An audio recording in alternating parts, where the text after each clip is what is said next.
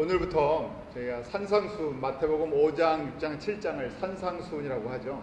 산상수훈의 말씀을 다 함께 나누고 또 묵상하려고 합니다. 그냥 성경을 지식으로만 배우는 것이 아니라 가장 중요한 부분 중에 하나를 저희가 골라서 말씀을 보는데요. 그동안 저희가 빌립보서 말씀을 보지 않았습니까? 사도 바울을 통해서 하나님께서 빌립보 성도들에게 또 가장 사랑하고 가장 아끼는 그런 귀한 백성들에게 주셨던 그 말씀, 또 이제는요 예수님께서 바로 제자들을 부르시고요 제자들에게 첫 번째 주셨던 가장 중요한 말씀입니다. 사실은 제자 훈련의 목적 자체죠. 저희가 산상수훈 5, 6, 7장 3장뿐이 되지 않지만 제자 훈련을 통해서 예수님께서 궁극적으로 원하시는 모든 모습이 이 5장, 6장, 7장에서 만들어집니다. 그래서 저희가 이 성경 중에 아주 꽃과 같은 부분, 그냥 쉽게 저희가 읽고 넘어갈 수 있는 부분이지만 이 5장, 6장, 7장이 예수님이 3년 동안 제자들에게 하시고 싶은 말씀을 한번 시작하는 그런 서론이자 아주 본론과 같은 부분입니다. 제가 항상 그러잖아요. 학기가 시작한다든지 사업을 시작한다든지 처음 시작할 때 그 처음 왜 우리가 존재하는지, 왜 우리가 이것을 시작하는지, 우리의 목적이 무엇인지를 처음에 우리 서론 부분에 이야기를 합니다. 예수님께서 무리 중에서 제자들을 택하시고요 처음으로 산에 올라가서 이제 3년 동안 무엇을 하실 것인지에 대해서 가장 중요한 부분, 그냥 제자 훈련, 지난번에도 말씀드렸지만 성경 공부를 하는 것이 제자 훈련이 아니라 제자 훈련을 통해서 궁극적으로 예수님께서 원하시는 것이 무엇인가, 바로 이 산상수훈을 통해서 주님께서 하시는 말씀입니다. 그래서 여러분들이 산상수훈의 말씀을 앞으로 같이 나누는 동안 이 산상수훈의 말씀을 예수님께서 나에게 주시는 가장 중요한 말씀으로 정리하시고 또 간직하시고 훈련하셔서 다 우리의 것이 되기를 원합니다. 오늘은요 서론인데요, 이 산상수훈의 배경과 구조를 이해하면요 전체를 보는 눈이 생기죠. 가능하면 제가 성경을 이렇게 수요일날 나눠드릴 때는 전체를 보는 눈을, 아주 작은 것이 아니라 전체를 보는 곳에서부터 좀 안으로 들어가는 훈련을 하려고 계속 하고 있습니다. 저희가 이제 컨텍스트라고 그러는데 마태복음 전체가 무엇을 얘기하냐, 빌립보서 전체가 무엇을 얘기하냐, 아니면 제가 이렇게 딱 산상수훈을 통해서 예수님께서 하시고 싶은 말씀이 무엇인가. 그래서 먼저 배경을 이해해야 되겠죠. 배경은요, 첫 번째 예수님께서 3년 동안 30살까지 사시다가요 30살까지 똑같이 인간으로 사셨어요. 완전히 인간이셨고요 30살에 대한 태어나면서 30살에 대한 기록은 많지 않습니다. 저희가 아는 것처럼 12살 때 성전에 간 이야기, 키가 자라고 지혜가 자라고 하나님과 사람 보시기에 좋아, 이게 아름답게 자라셨다, 별다른 그 내용이 없어요. 30년 동안은 그 당시 사람들과 똑같이 목수의 아들로 그렇게 성장하셨죠. 그런데 예수님께서 이 귀한 이 땅에서 오셔서 33년을 살면서요 진짜 사역은 3년을 하십니다. 그래서 우리가 3년을 official life라 해서 공생애다, 공적으로 사역을 하신 시간은 3년뿐이 되지 않아요. 예수님께서 모든 일을 이루러 오신 것이 아니라 3년 동안에 우리에게 이루실 일을 보여주셨습니다. 그래서요 제자 훈련을 이 마태복음 산상수훈을 주시면서요 우리에게 예수님께서 이 복음서를 통해서 특별히 주시고 싶은 메시지가 무엇인가, 예수가 누구신가 하는 것을 우리에게 가르쳐 주기로 원하십니다. 사람들에게 예수가 누구신가 하는 것을 분명하게 심어주기로 원하시는데 그 방법으로 제자들을 택하셨어요. 예수님께서 무리들이 나를 누구라고 하냐 하는 그런 말씀을 물어보시지 않아요. 중요한 것은 무리들의 이야기를 듣고 싶은 것이 아니라 베드로에게 물어보시죠. 너는 나를 누구라고 하느냐 하실 때 주는 그리스도시요 살아계신 하나님의 아들이십니다 하는 예수님의 정체성, 예수님이 누구신가를 제자들에게 분명히 심어주고요 제자들은 그 예수 그리스도를 또한 증거하는, 예수가 누구신지를 증거하는 그 사명을 감당하기로 원하셨던 것입니다. 그래서 저희가 복음서에 산상수훈에 가장 핵심적인 것, 왜 우리에게 복음서를 주셨냐, 예수님의 정체성이죠. 그 정체성을 저희가 이렇게 표현합니다. 첫 번째는 예수님이 누구신가 하는 것이고, 우리가 예수를 누구라고 생각합니까? 우리가 예수를 누구라고 고백합니까? 주는 그리스도시요 하나님의 살아계신 하나님의 아들이십니다. 또는 우리 도마가 뭐라고 얘기합니까? 나의 주, 나의 하나님이시다. 주와 그리스도가 되신다는 거예요. 저희가 단어를 성경적인 단어를 뽑아서 저희가 고백하는데요. 그것이 의미 없이 주어진 것이 아니라 그 안에 깊은 의미들이 있죠. 그래서 우리가 주라고 고백하는 그 한 단어에도 그리스도라고 하는 것은 약속된 하나님의 메시아라는 것이죠. 기름 부음을 받은 자, 우리를 구원하기 위해 이 땅 가운데 오시고. 그래서 저희가 새벽에 누가복음의 말씀을 묵상하고 있지 않습니까?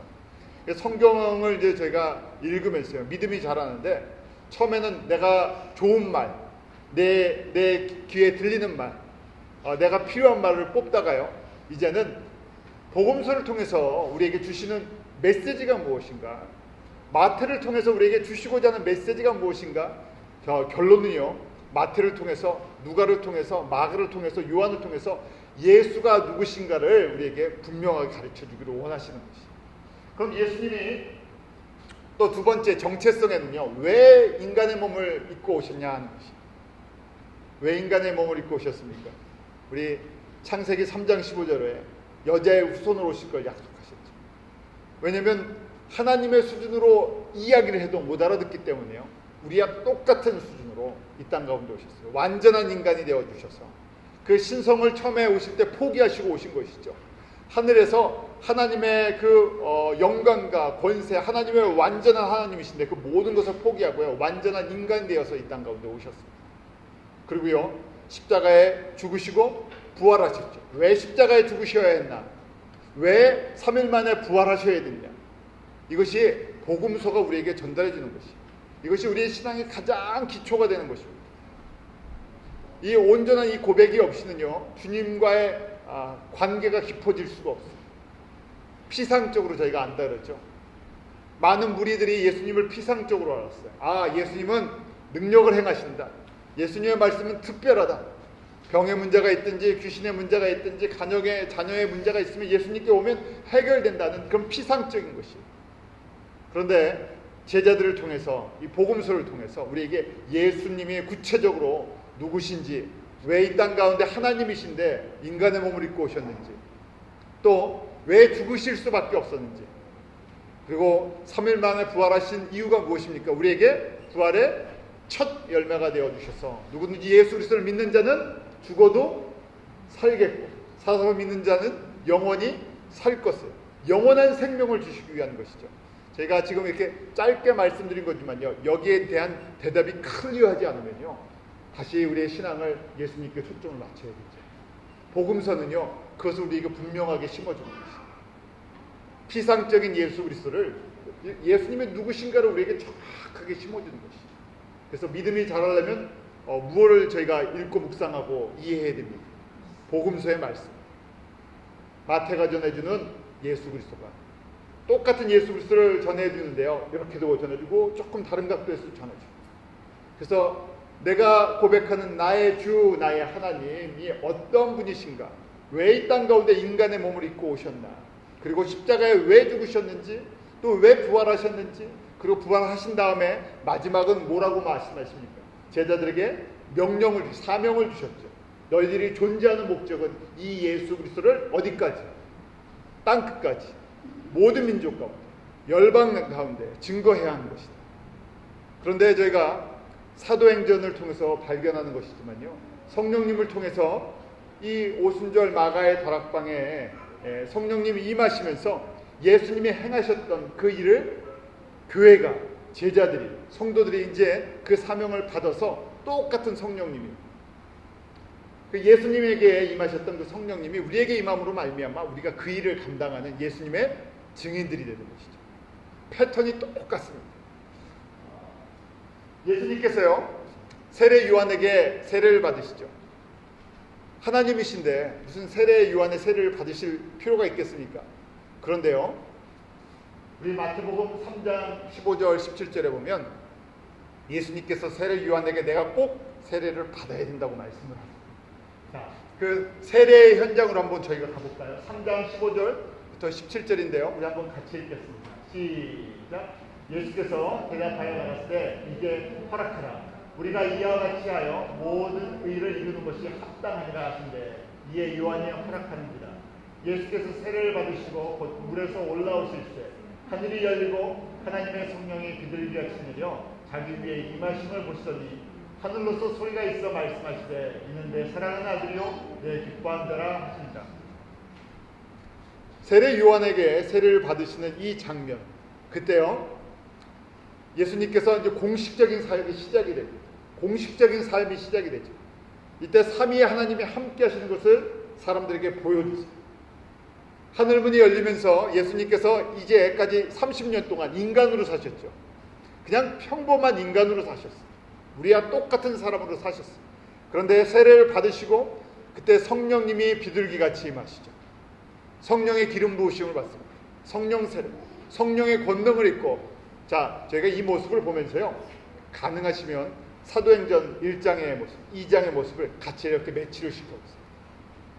예수님의 제자들이 3년 동안 지식적으로, 눈으로 예수님을 보고 따랐지만요, 아직 완전히 하나님의 정체성을, 예수님의 정체성을 이해하지 못했고요, 순종하지 못했어요. 그런데 오순절날 마가의 다락방에 성령님이, 동일한 성령님이시죠, 임하심으로 말미암아 그들이 권능을 받고 예수님에 대한 정체성과 하나님 나라에 대한 분명한 눈을 뜨고, 그 다음에 드디어 사도행전의 역사를, 교회의 역사를 이루어 나가기 시작하죠. 결국 사역의 시작은 성령님이 세례를 주십니다. 물 세례가 아니라 성령의 세례가 임함으로, 보혜사 성령님이 임함으로, 예수님도 똑같이요, 완전한 인간이시지만 성령님의 세례를, 기름 부으심을 받습니다. 비둘기같이 임하시죠. 그러면서요, 성부 하나님이 뭐라고 말씀하십니까? 이는 내 사랑하는 아들이요 내 기뻐하는 자다.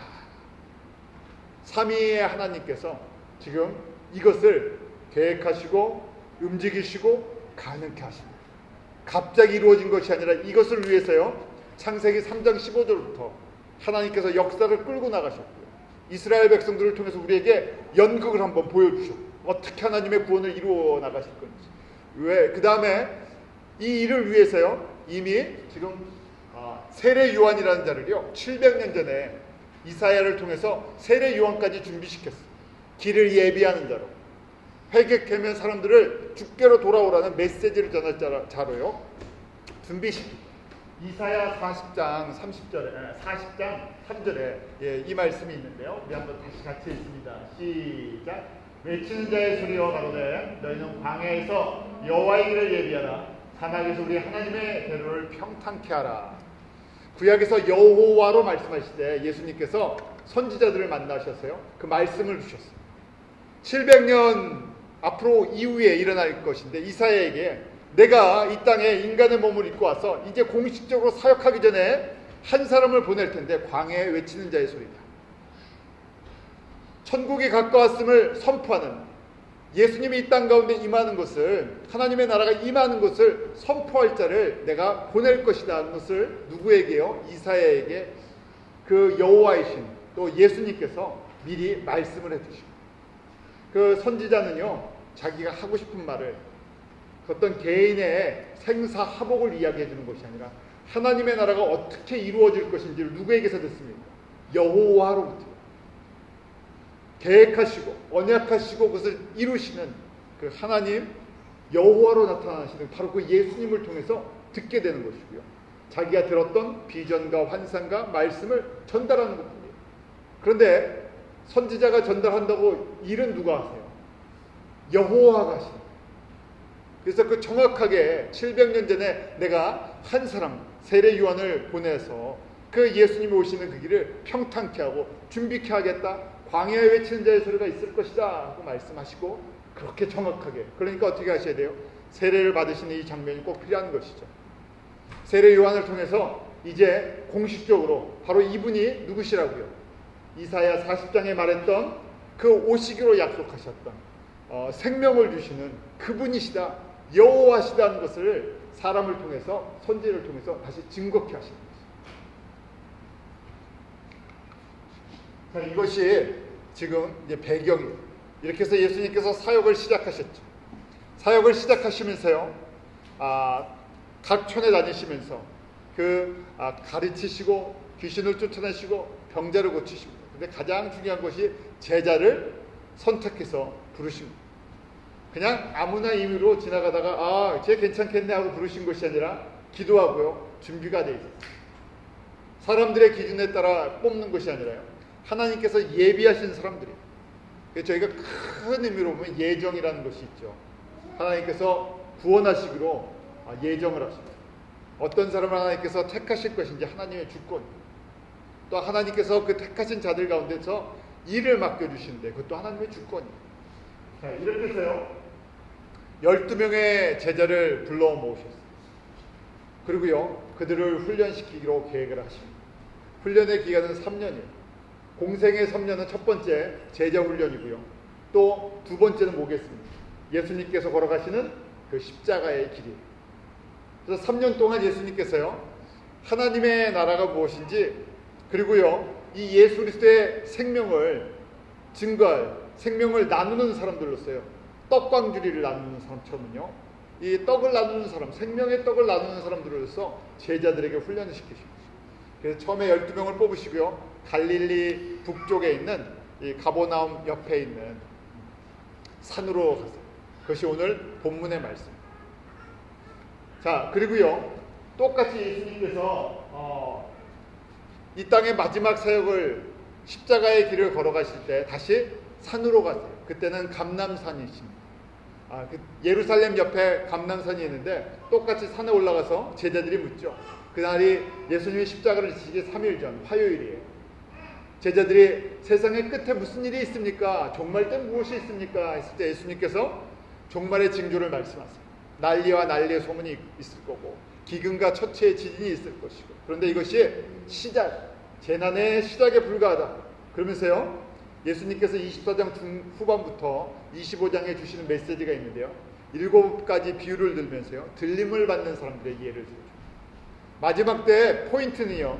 24장과 25장 이런 기근, 지진, 전쟁, 난리의 소문, 그다음 거짓 선지자, 거짓 그리스도가 일어날 텐데 가장 중요한 것은 그때 소수의 신실한 사람들이 슬기로운 지혜로운 처녀처럼 생명의 떡을 나눠주는 그런 종처럼 신실한 사람들이 그때 그 예수님이 다시 오실 때 들림을 받을 것이다. 제자들에게 주시고 싶은 메시지는 뭐겠습니까? 어떻게 하면 들림받는 자의 조건 속에 들어가는지 이해하라는 거예요. 그러면요. 첫 번째 제자 훈련이 지금 산상수훈인데 똑같은 메시지. 산상수훈의 첫 번째 주제가 팔복이죠. 팔복이 산상수훈 전체 그렇게 이해하시면 됩니다. 산상수훈의 첫 번째 5장 3절부터 12절까지 팔복에 대한 말씀을 하세요.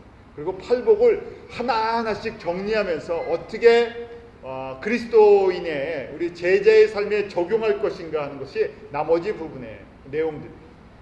그래서 저희가 팔복을 주시는데 이런 사람이 복 있는 사람이다 그렇게 설명하신 거죠. 그 다음에 마태복음 24장 25장 마지막 이 땅의 삶을 정리하면서 제자들에게 똑같은 말씀이에요.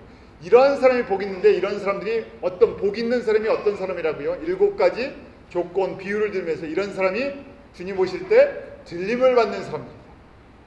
이 땅에 환난을 보지 않고 들림을 받고 하나님의 영광의 보좌에 들어가고 그 다음에 저희가 빌립보서에 보면 뭘 받는 사람이라고? 면류관을 받는 사람.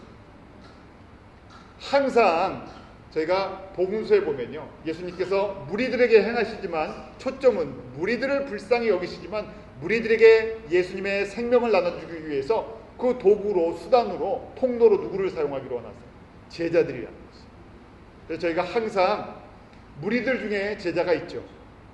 그런데 예수님께서 진짜 가르치시고 핵심을 갖고 시간을 보낸 것은 3년 동안 무리들 가운데 거하시면서요.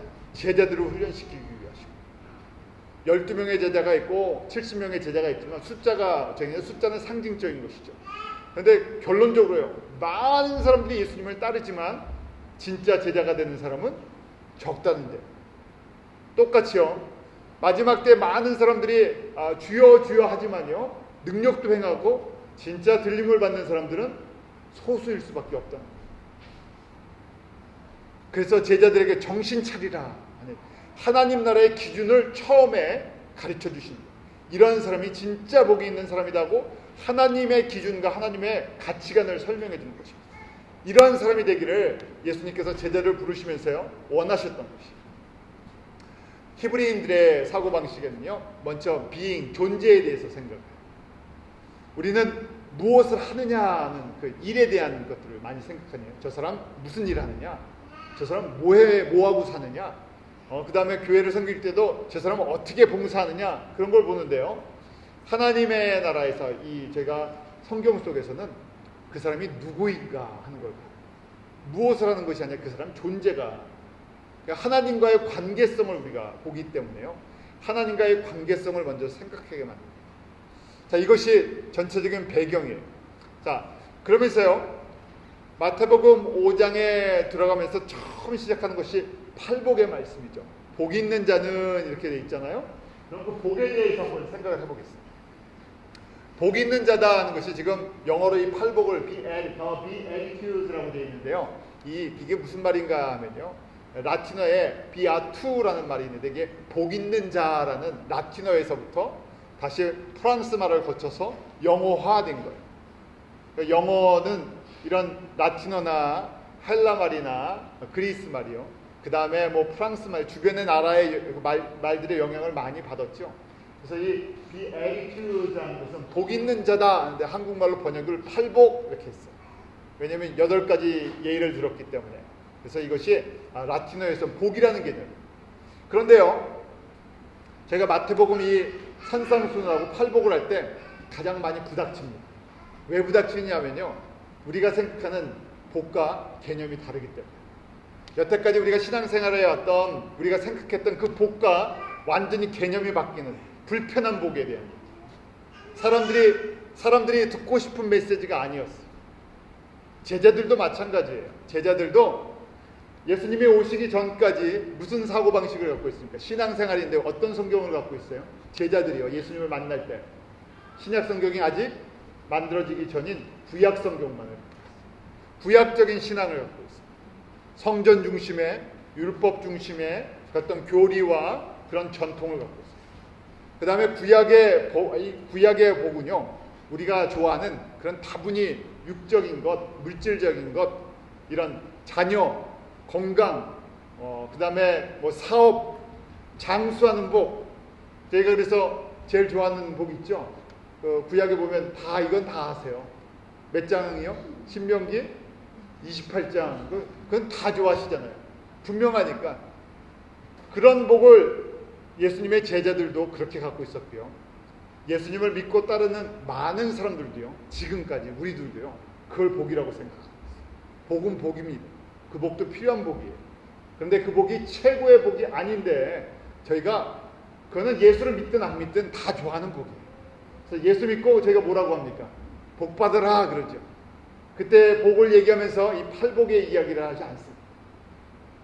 그만큼이요, 예수님께서 처음 제자를 부르시고 이 팔복의 말씀을 하실 때 제자들이 이것을 이해했다고 볼 수가 없어요. 자신들이 여태까지 믿고 있었던 복과 많은 부분이 부닥치는 복, 생각하지 않았던 복.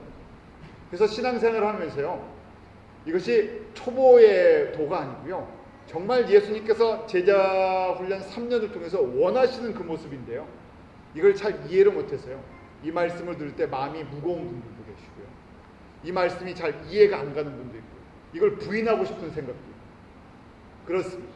저희가 한번 예수님이 왜 이 말씀을 전해주고 싶은지를 저희가 잘 정리해서 들으시기를 바랍니다.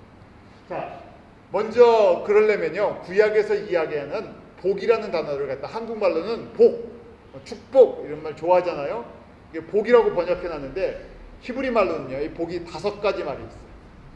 5가지 말이 구약에서 사용되고 있기 때문에 5가지를 정리해드립니다. 첫 번째는요, 영적인 복이에요.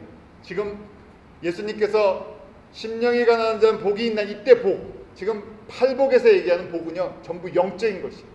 예수님이 오시면서부터요, 제자들에게 원하셨던 것은 너희는 이제 더 이 육적인 복을 보지 말고 뭘 보라고요? 영적인 복을 보라고. 그래서 복음서부터 제가 지금 서신서까지 육적인 복을 얘기하지 않아요.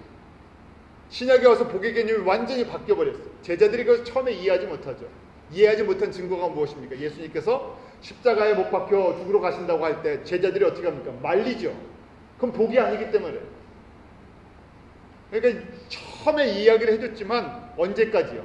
오순절 성령님이 오시기 전까지, 성령의 세례를 받기 전까지 이걸 깨닫지 못하는 것이죠. 그래서 저희가 성령의 세례를 받아야 됩니다. 예수를 믿고 성령의 기름 부으심을 계속 받아야 됩니다 하는 이유가 무엇인가 하면요, 성경으로 깨닫기 위해서입니다.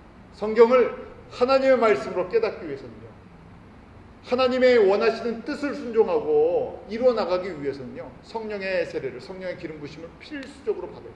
그렇지 않으면 성경을 인간적으로 이해해서요, 인간적으로 하나님의 뜻을 이루려고 하죠. 그래서 저희가 성경을 읽는 것과 공부하는 것과 동시에 꼭 저희가 기도해야 할 것이 있습니다. 뭘 기도해야 되겠습니까? 성령의 세례를, 성령님 나에게 기름 부어 주십시오. 하나님이 원하시는 뜻이 무엇인지를 깨닫게 해주십시오. 기억나게 해주십시오. 내 수준으로 하나님의 말씀을 그냥 인간적인 눈으로 보지 말고 성령께서 내 안에서 역사하셔서 하나님이 주시는 메시지를, 하나님의 뜻을 온전히 이해할 수 있도록, 그래야 저희가 궁극적으로 신앙생활이 하나님 앞에 영광이 되죠. 이걸 깨닫지 못해갖고요, 3년 동안 이 과정을 하나님께서 허락하신 것이에요. 예수님께서 이 과정을 알고 계셨죠. 지금 이야기해줘야 봐. 이야기해줘도 지금은 깨닫지 못할 것이다. 그렇지만 성령님 오시면 기억나게 하시고 그것을 깨닫게 하셔서 순종하고 나아갈 수 있는 것을 보시면서요, 일단 가르쳐 주시는, 저희에게도 마찬가지입니다. 그래서 어떨 때는 하나님의 말씀이 무거울 때가 있어요. 내가 이해가 안 갈 때가 있어요. 그렇지만 일단 받아들이시, 그냥 받아놓는 거예요. 그리고요, 기도하는 것이죠. 성령님 나에게 기름 부어 주셔서 그것을 하나님의 의도를 이해하게 해주십시오. 이것은 사람에게 속해 있는 것이 아니기 때문에요, 누가 가르친다고 깨닫는 것이 아니라 성령께서 나에게 기름 부어 주셨을 때 마치 눈이 떠지는 것처럼. 그래서 저희가 서로를 위해서, 저도 그렇고요, 기도할 때 우리가 육적인 복도 또 혼적인 복도 받아야 되지만 가장 중요한 것이 영적인 복을 받는 것입니다. 그 영적인 복을 받을 수 있도록 하려면요, 성령의 기름 부으심이 계속해서 임하였습니다. 그러니까 하나님의 말씀을 오늘 읽을 때가 다르고, 또 성령의 기름 부으심이 나에게 임하시면요, 또 내일 읽을 때가 다르고, 10년 지나서 읽을 때가, 또 저희가 경험하면서 깨닫는 것이 있죠. 이전에는 그냥 지식으로 알아들었던 것인데 인생이라는 것을 살아가면서 믿음의 여정을 지나가면서 그때 이 말씀이셨구나 하면서 깊이가 다르죠. 그런 은혜가 저희 가운데 있기로 합니다. 자, 5가지 이제 복. 하나, 첫 번째가 영적인 복인데요, 히브리 말로 뭐라고 쓰냐면요, 아슈레. 한번 우리 같이 한번 보죠. 아슈레. 아쉬기 바랍니다. 영적인 복이 있다는 거예요. 아슈레 복이에요. 아슈레 복. 영적인 복은 지금 예수님께서 아슈레 복을 이야기해 주는 겁니다. 그 다음에 조금 이따 더 자세히 볼게요. 두 번째 복은 우리가 좋아하는 물질적인 복인데, 이거는 뭐라고 히브리 말로 하냐면요, 베레카라고요. 한번 읽어보세요. 베레카. 그래서 물질의 복 베레카. 그 다음 물질과 정신의 복은 뭐라고 써 있습니까? 바락 이렇게 되어 있죠. 바락. 그래서 물질과 정신적인 복, 이 물질과 혼적인 복을 바락. 그 다음에 자녀의 복을 뭐라고 되어 있습니까? 가드. 그 다음에 권력, 권세, 파워를 갖는 거는 투브. 자, 나머지 물질과 정신, 자녀, 그 다음에 권세, 인기, 명예, 이런 거 우리가 다 좋아하는 거잖아요. 이것은 물질적인 것이고 육적인 것이고 또한 혼적인 것이고. 근데 이제부터 저희가 잘 이해해야 되는 것이 무슨 복이라고요? 아시기 바라요. 꼭 아슈레 복은 이제 예수님께서 오셔서는 물질적인 복과 이런 복을 이야기하지 않으시고요, 이제 복의 개념이 완전히 바뀌어버린 거예요. 이게 충격이죠. 자, 영적인 복, 아슈레가 어떨 때 사용되는지, 단어가 아슈레라는 단어가 어느 때 사용했는지 보면요, 첫 번 시편에 많이 나오죠. 시편 1편 1절 2절 저희가 좋아하는 말씀이죠. 한번 같이 읽어볼까요? 시작. 복 있는 사람은 악인의 길을 듣지 아니하며 죄인의 길에 서지 아니하며 오만한 자의 자리에 앉지 아니하고 오직 여호와의 율법을 즐거워하여 그 율법을 주야로 묵상하는 자로다. 복 있는 사람이 뭐 하는 사람이라고요? 여호와의 율법을 주야로 묵상한다는 것이. 그러면 저희가 이제 또 물질적인 복, 뭐 베레카, 바라크, 뭐 가드, 튜브의 개념을 갖고 있습니다. 아, 여호와의 말씀을 듣고 순종하면 무슨 복이 있다고요? 물질적인 복이 있구나, 정신적인 복이 있구나, 자녀의 복이 있구나. 그런데 하나님께서 그런 복을 구약에 상징적으로 주셨어요. 보여주셨죠. 그런데 예수님께서 오셔서는요, 병자를 고치시고 귀신을 쫓아내고 오병이어의 기적을 베푸시며 궁극적으로 원하시는 것은 이제 물질적인 복, 육적인 복, 혼적인 복이 아니라 무슨 복을요? 아슐의 복을 주기로 원하십니다. 시편 1편이 복 있는 자는 여호와의 율법을 주야로 묵상하는 자다. 근데 그 묵상한다는 것이요, 여호와의 율법이 누구에 대한 말씀이에요?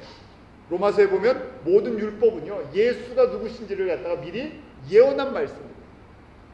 다윗의 자손으로 오시는 그 예수가 누구신지를 예언한 것이 선지자요. 구약의 모든 말씀이 예수님이 누구신가를 갖다가 가르쳐주는 거예요. 그러니까 진짜 우리가 묵상을 한다는 것은 뭐겠습니까?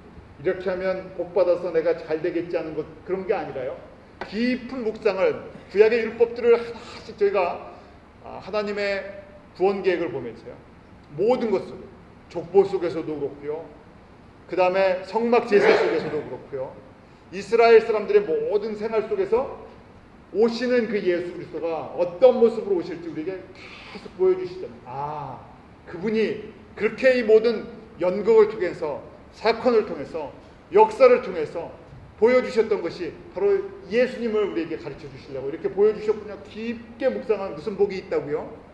아슐의 복이 임한다. 그 사람이 복이 있다. 그래야 누구랑 초점이 맞기 때문에, 그래야 예수님과 초점이 맞기 때문에, 그래야 하나님과 초점이 맞기 때문에, 전파가 맞는 거예요. 주파수가 맞는 거예요. 예수님께서 우리에게 주시는 메시지를, 하나의 그 천국 복음의 메시지를 정확하게 이해하고 받아들이는 거예요. 그래야 신앙이 온전해지죠. 믿음이 온전해지는 것입니다. 계속해서 시편 속에 아슐레라는 단어가 쓰였던 복이 이렇게 나옵니다. 시편 32편 1절에 보면 허물의 사함을 얻고 그 죄의 가림을 받은 자는 복이 있도다. 허물의 사함을 받고 죄의 가림을, 우리의 허물과 죄가 무엇을 통해서 가려주고 용서함을 받습니다. 예수님의 피의 사건, 십자가의 사건을 예표해주는 말씀이죠. 또 시편 33편 12절 여호와로 자기 하나님을 삼은 나라 곧 하나님의 기업으로 빼심받은 백성은 복이 있도다.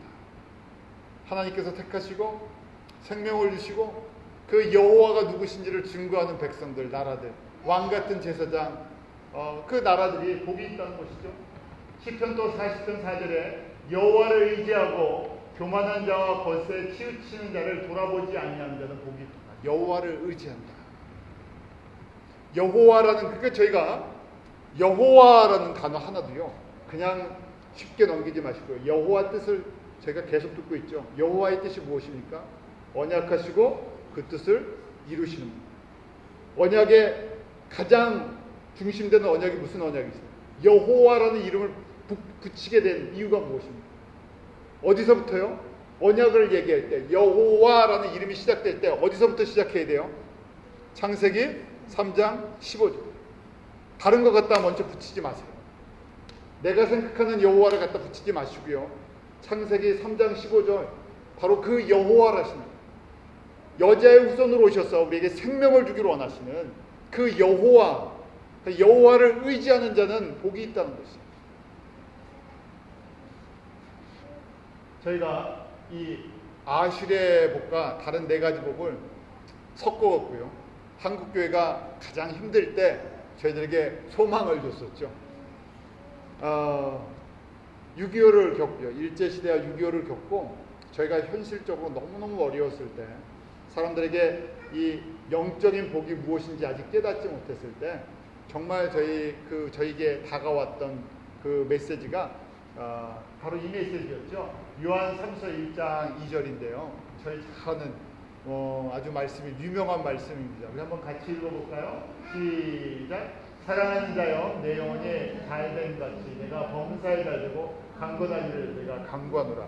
아마 순복음교에서 이게 삼박자 축복을 하는 구절이 됐어요.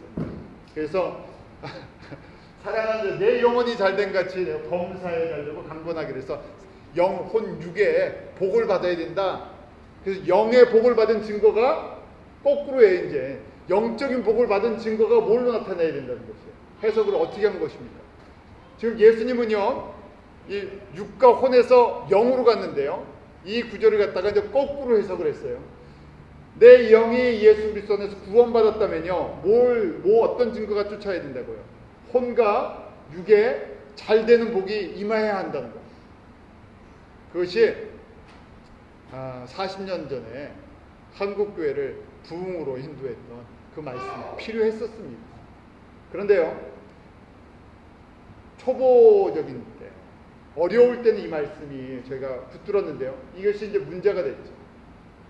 이것이 구약적인 개념이 강하고요, 신약의 예수님이 말씀하신 개념이 아닌데도 이걸 우리가 끝까지 어린아이 같은 신앙을 해요. 그냥 떼써서 받는 그런 것. 주님이 말하시는 깊은 의미를, 성숙한 메시지를 이해를 못했어요. 마치 누구들처럼 예수님의 제자들이 3년 동안 그 예수님이 말하시는 것을 이해를 못했어요. 산상수훈의 이 말씀을 처음에 들었지만요, 이해를 못했어요. 팔복의 말씀을 들었지만요, 복 있는 자의 개념을, 사람적인 복을 갖고 있었어요. 왜냐하면 힘들었기 때문에. 만약에 예수님께서 이 관점으로 제자들을 부르시고 가르쳐 주셨다면 어떻게 해야 되겠습니까? 예수님이 십자가에 죽으시면 안 되고요, 죽고 부활하신 다음에 죽었다도 부활하시면 어떻게 되겠습니까? 제자들이 원하는 대로 내 영혼이 잘됨 같이 범사에 이 잘 돼야 되니까요. 어떻게 해야 됩니까? 제자들이 예수님이 부활하신 다음에 어떻게 돼야 돼요? 원하는 대로 한 지역에 총독들은 돼야 되겠죠. 나라의 왕들이 돼야 돼요.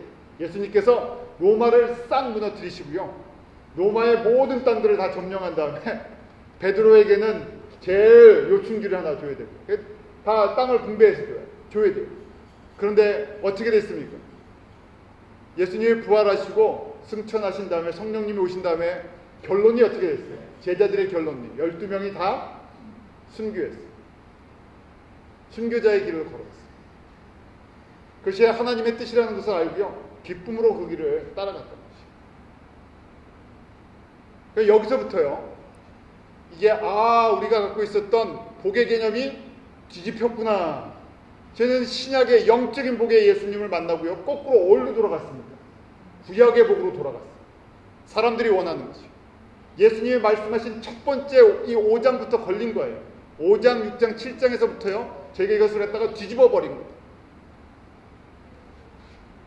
사도 요한이요, 요한 3서를 쓰고 그 다음 뭘 썼습니까? 요한계시록을 썼죠. 사도 요한이 이 땅에서 이 말씀처럼 내 영혼이 잘된 같이 범사가 잘되고 강건하고 장수하고 기업이 늘어갔고 나중에 편안히 죽었습니까? 아니죠. 우리 사도 요한에게 붙는 별명이 있었다 그랬죠. 사도 요한의 별명이 뭐라고요? 살아있는 순교자. 그가 제일 오래 살았지만요, 그 오래 평안하게 살았던 것이 아니라, 물론 예수님과 동행함으로 영적인 깊이는 있었지만요, 그는 살아서 예수 그리스도를 증거하면서요, 그 삶이 고난의 연속이었죠. 핍박의 연속이었죠. 그래서 그 삶이, 온 삶이 살아있는 순교자. 죽는 게, 한 번에 죽는 게 낫지, 순교당하는 게 낫지, 그렇게 오래 살면서요, 끊임없는 핍박과 고난을 예수님 때문에 받는 그 고통이 너무 힘들기 때문에 살아있는 순교자다는 별명을 붙였어요. 그래서 이 메시지가 무겁다는 얘기예요. 팔복의 메시지가 무겁습니다. 어떤 우리같이 그냥 육신의 복을 받기를 원하는 사람들, 혼적인 구약의 복을 받고 예수 믿고 이 육적인 것과 혼적인 메시지를, 혼적인 복을 받기를 원하는 사람들에게 이 메시지는 무거운 메시지. 제자들에게도 이 메시지는 무거워서요, 3년 동안 소화가 되지 않았던 메시지. 저희 기도하기는 이 메시지가 저희에게 소화가 되기로 합니다. 처음부터 소화가 다 잘 되실 수는 없어요. 그러니까 소화가 되려면, 저희가 이게 소화가 되려면 뭐가 필요하겠습니까? 성령님의 기름 부으심이 필요해요. 성령님의 감동하심과 감아주심과 하나님에게 주시는 은혜가 있을 때 이게 소화가 되기 시작해요. 또 저희가 비교하면요, 주님을 사랑하는 것과 주님이 나를 사랑하시는 그 사랑과 비례가 돼요. 내가 사랑을 깨달으면요, 이것이 소화가 되기 시작해요. 그래서 소화가 되는 은혜가 임하게 돼요. 소화가 되려는데 시간이 필요하죠. 소화를 시키는 방법이 저희가 무엇입니까? 소화가 된다는 것은요, 먹고 다이제스트가 돼서 그 다음에 에너지를 만들어내는 과정이죠. 이 과정을 저희가 뭐라고 합니까? 묵상한다. 그냥 듣고 쉽게 꿀꺽꿀꺽 삼켜서 에너지가 되면 얼마나 좋겠습니까? 주님의 말씀을 듣고요, 예수님의 제자가 되는 길이 쉬우면요, 무리들이 다 제자가 되죠. 제가 무슨 제자 훈련 말할 필요도 없죠. 제자 훈련을 강조하는 이유가 무엇입니까? 제자 훈련이 안 되기 때문에. 성경 공부는 되는데요, 제자 훈련이 되지 않습니다.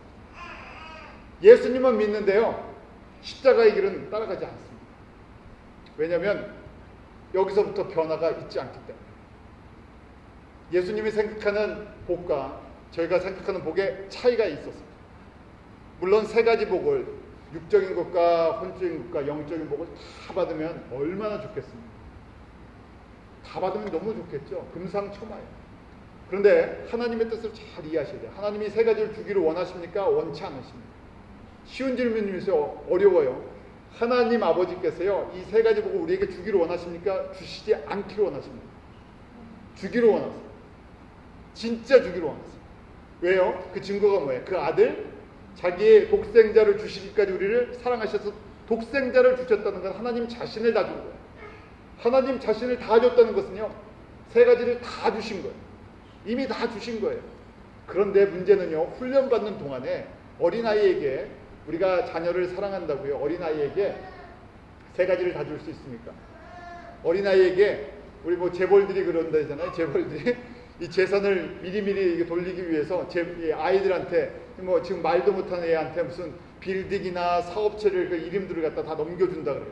걔네들이 그 가치를 압니까? 말도 못하는, 이제 2살, 3살, 우리 저렇게 담비나 이래 같은 애들한테 집을, 아파트를 뭐 100평짜리 하나씩 준다고 생각했어요. 그 이해 갑니까? 엄마의 따뜻한 그 사랑의 젖을 준다든지 우유를 준다든지, 그러면 걔네들이 그게 다가오지만요, 이해가 안 가죠. 그래서 하나님께서요, 우리를 훈련시키시는데 사랑하는 사람들에게요, 역설적인 거예요. 성경의 진리는요, 우리가 생각하는 데는 굉장히 역설적이에요. 사랑하는 사람들에게 다 안 주세요. 사랑하는 사람들에게 특별히 뭘 안 주실 때가 있어요. 물질을 안 주실 때도 있고요, 건강을 안 주실 때도 있어요. 아니, 그냥 빨리 데려가시는 것이 아니라요, 고통을 좀 받게 하세요. 아프게 하세요. 그 다음에 또 사랑하는 사람들도 외롭게 만들어요. 일부러 그런 환경으로 몰아갔어요. 사도 바울을 한번 생각해 보세요. 제가 그런 말씀을 가끔 나누는데, 우리 그 복음성가 있잖아요. 베드로처럼 바울처럼 그렇게 살 수 없을까, 그렇게 하죠. 그런데 한번 노래는 찬송을 이렇게 부르는데, 정말 베드로처럼 살기를 원하십니까? 바울처럼 살기를 원하십니까? 그러면 아멘.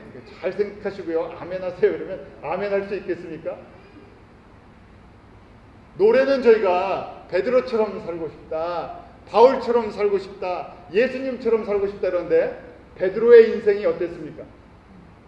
잘 나가는 것처럼 보이다가요, 결국은요, 저희가 교회 전승에 의하면 로마의 그 십자가에 거꾸로 달려서 죽었다 그래 있잖아요. 바울도요, 로마에서 그렇게 순교당했다. 그렇죠? 12명의 제자들 중에서 온전하게 죽은 사람이 없습니다. 다 순교당했죠. 그러니까 저희가 신앙의 이 첫 번째 소속을 놓을 때 문제가 있었다는 거라고. 예수님을 쉽게 믿게 해주려고요, 예수님을 쉽게 믿게 필요했던 부분들이.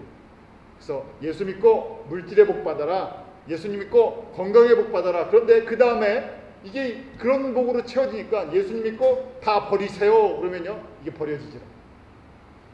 그래서 주님께서요, 택하시고요, 때를 따라서 훈련을 시키시는데, 사랑하는 사람일수록 아픔도 주시고 또 핍박도 주시고 예수님 때문에 억울한 일도 당하게 하시고 주변의 사람도 떠나가게 하시고 혼자 있게 만들어 놓기도 하시고, 그럼 저희가 그러면 이 답답하잖아요. 이게 정말 예수님 믿고 내가 이게 왜 이렇습니까? 예수님 잘 믿으려고 열심히 믿으려고 하는데, 그때 반대로 뭐가 풍성해져요? 영적인 복의 눈이 떠지고요, 영적인 복에 이 사모함이 생기고 있어요. 우리가 구약에서 가장 복받은 사람을 누구라고 이야기합니까? 구약에서요 가장 복받은 사람 솔로몬이. 그런데 무슨 복을 받지 못했어요? 태어나면서부터요 아버지로부터 나라를 받았죠, 지혜를 받았습니다. 다 받았는데 무슨 복이 없었어요? 영적인 복이 없었어요. 그러니까 마지막에 노년에 어떻게 됩니까?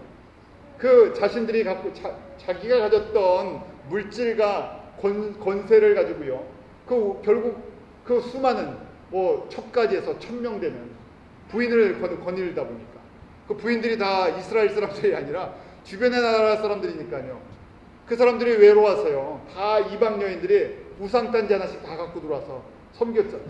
우상 천지를 만들어놔서 솔로몬 이후에 나라가, 결국 솔로몬 때문에 나라가 분열된 것이고요, 그리고 그 후에 한 400년을 갖다가 계속해서 우상 숭배 때문에 하나님의 매를 맞는 그 400년이 아픔의 시간이었어요.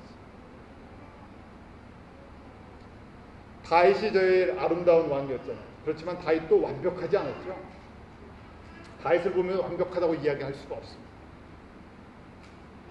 그런데 이제 신약에 와서요, 저희가 신약에 나오는 모든 인물 속에서, 믿음의 인물 속에서 이제 구약의 인물과도 비교를 할 수가 없어요.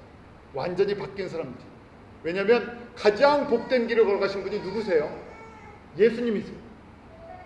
예수님을 따라간다, 우리가 예수 믿고 따라간다 하는데 그게 가장 복되다는 것인데, 완전히 영적인 복으로 개념이 바뀌니까요, 아예 처음부터 예수님께서 이렇게 가르쳐 주시는 거예요.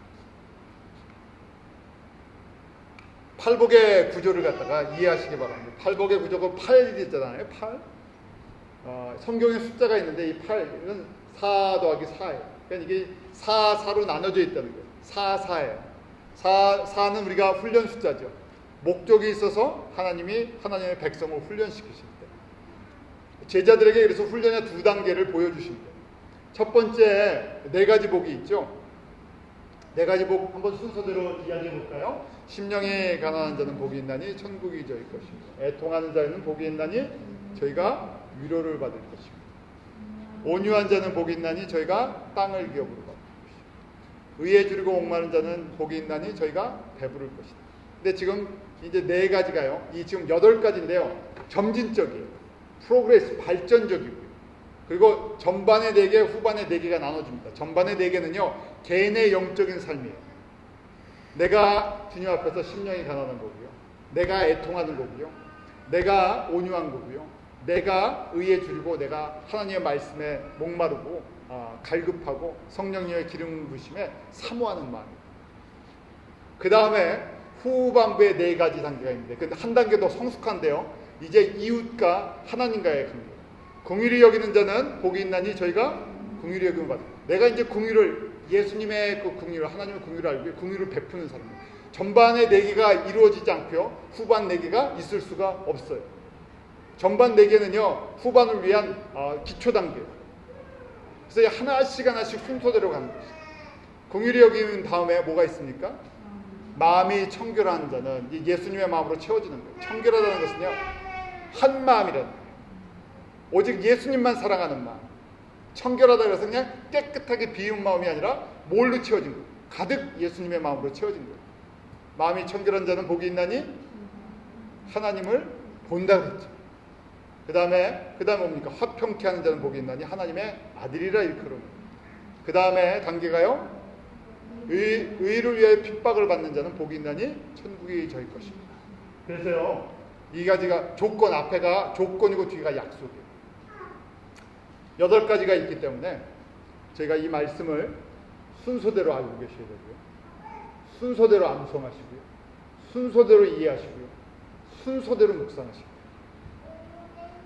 그래서 그 가장 어떻게 보면 의미 있는 기도고요, 가장 중요한 기도고요, 가장 중요한 구절이에요. 많은 것을 외칠 수가 없어도요, 기도할 때 제가 뭐 주세요, 뭐 주세요, 뭐 주세요 하는데 가만히 보면 그 복은 어떤 복이에요? 뭐 주세요, 뭐 주세요 하는 복은요, 전부 혼과 육에 대한 복이에요. 그런데 지혜로운 사람은요, 무슨 복을 달라고요? 예수님이 말한 그 아실의 복을 달라고. 아실의 복을 달라는 건데, 아실의 복을 구하는 것이 지금 이 팔복이에요. 예수님께서 아실의 복이 어떤 복인가, 영적인 복이 어떤 복인가, 이걸 갖다 딱 정리를 해서 지금 착 가르쳐 주십니다. 이걸 갖다 깨닫게 해주시고, 이게 묵상이 될 수 있죠. 그래서 처음에는요, 잘 이해가 안 가니까 일단 암송하세요. 순서대로 암송하세요. 저희 노래도 부르잖아요. 심령이 가난한 자는 복이 있나, 그 노래를 부르잖아요. 노래를 부르시든 암송을 하시든 매일 아침 눈을 뜨면서요, 아실의 복인, 이 복 있는 자가 되기를 원합니다. 이 순서대로 계속 읽으세요. 그러면요, 주님께서 아실의 복만 주십니까? 잘 이해하셔야 돼요. 하나님의 사랑의 크기를 이해하셔야 돼요. 하나님의 아실의 복을 이해하는 사람들에게, 그 지금 요한 3서 1장 2절 그 말씀이에요. 아실의 복을 깨달으면요, 모든 게 맡겨지니까요, 그 다음에 걱정이 없어지고요, 주님께서 필요하시면 강건케 해주시고, 주님께서 필요하시면 물질을, 이 사람 물질을 줘서 물질로 섬기게 해야 되겠다, 물질 주시는데요, 그게 복이 되는 거예요. 왜요? 마음이 아실의 복으로 채워있기 때문에 물질을 줘도 그 물질을 갖고 딴 데 쓰질 않아요. 아실의 복이 없는 사람한테 물질 주면 어떻게 됩니까? 어린아이한테 너무 많은 돈을 주면 어떻게 돼요? 딴 데 쓰죠. 망쳐버릴 수도 있어요. 그러니까 저희가 어렸을 때 너무 많이 해주면 잘못된다, 그래서 좀 고생도 시켜봐야 된다, 그런 말씀을 하는 이유가 있잖아요. 그 가치를 모르는데 다 줘버리면요, 망가집니다. 그래서요, 결국 아실의 복을 구하면요, 나머지는 주님께서 어떻게 합니까? 알아서 하세요. 그러니까 제자들을 파송하시면서도 그러시잖아요. 너희들 가면서 다른 거 구하지 말라 그러죠. 나머지는 주님께서 알아서 그 부분 때를 따라서 공급하신다는 거예요. 사람들에게 나눠주신 은사가 다르기 때문에, 그래서 저희가 눈을 뜨면서 구하는 것이 이 아실의 복인 이 팔복의 말씀을 매일 묵상합니다. 다른 사람을 위해 기도할 때도 뭘 먼저 기도해 줘야 되겠어요? 이 팔복의 사람이 되겠다. 팔복의 이 의미를, 아실의 복을, 영적인 복을 받을 수 있게. 거꾸로 저희가 그동안 살아왔는데 이제 순서를 바로 잡을 때가 됩니다. 제가 이 말씀 또 한 주 동안 여러분들이 마태복음 5장 계속해서 5장, 6장, 7장인데 5장 3절부터 12절 계속 읽으시고 묵상하시고 암송하시고 또 간직하시고 눈을 떠도 주님, 나 이런 사람 되게, 나 이런 사람 되게 해주세요. 그러면 주님께서 얼마나 기뻐하시겠어요? 왜요? 주님께서 정말 하시고 싶은 말씀, 이런 사람 되기를 정말 간절히 원하세요. 이런 은혜가, 제가 이 산상수훈의 말씀을 같이 나누면서 우리도 이런 사람 되기를 원합니다. 계속해서 주님 앞에 서는 날까지 이렇게 저희가 기도하고 이렇게 훈련받고 이렇게 서기를 원합니다. 기도하겠습니다. 하나님 아버지, 심령이 가난한 자는 복이 있나니 천국이 저희 것입니다. 주님께서 말씀하신 것처럼 저희가 주님의 사랑을 다 가지지도 못했고 온전하지도 않습니다. 주님께서 주시는 영적인 복을 잘 이해하지도 못하고 깨닫지도 못하는 어리석은 자들, 눈에 보이는 것들을 더 사랑하고 더 좋아하는 사람들입니다. 그럼에도 저희를 하나님의 자녀 삼아주시고 이 말씀을 듣게 하시고 매일매일 깨닫게 하시는 은혜가 저희 가운데 임하기로 합니다. 성령님, 저희 한 사람 한 사람 가운데 이 말씀을 함께 나누고 또 묵상하고 저희가 이 말씀을 가지고 또 기도할 때 저에게도, 사랑하는 모든 우리 기쁨을 위해 성도들에게도 이 복을 주시옵소서, 이 은혜를 주시옵소서. 저희가 그렇게 되기를 원합니다. 그렇게 되기를 원하는 간절한 마음으로 이 시간을 함께 나누기로 원합니다. 성령님께서 날마다 저희의 말씀 가운데 기름 부어주시고 제가 이렇게 기도할 때 성령님께서 특별히 우리에게 은총을 베풀어 주셔서 성령의 세례로 풍성케 하여 주셔서 저희가 매일매일 주님을 알고 주님을 닮아가는 복된 사람들 되도록 인도하여 주시옵소서. 예수님의 이름으로 기도하옵나이다. 아멘.